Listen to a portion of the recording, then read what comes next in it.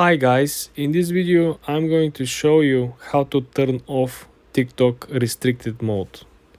Very easy, very simple. Let's launch the TikTok app. Then I want you to click on the lower right corner on your profile. Then I want you to hit the three straight lines on the top right corner. Then I want you to click on settings and privacy.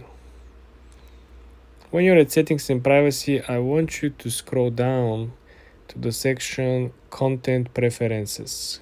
You want to click on it. Then I want you to click on restricted mode.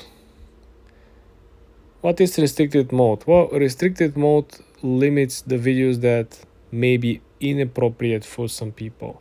If you find an appropriate video in restricted mode, report to TikTok. Okay guys, do we want to risk? Do we want to see each and every video on the platform? I would say yes.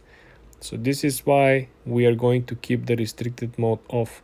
If your restricted mode is on default, you want to click on the lower center of the screen and you want to turn it off. Again, be aware, some videos might be sensitive, some videos might be shocking, crazy, right?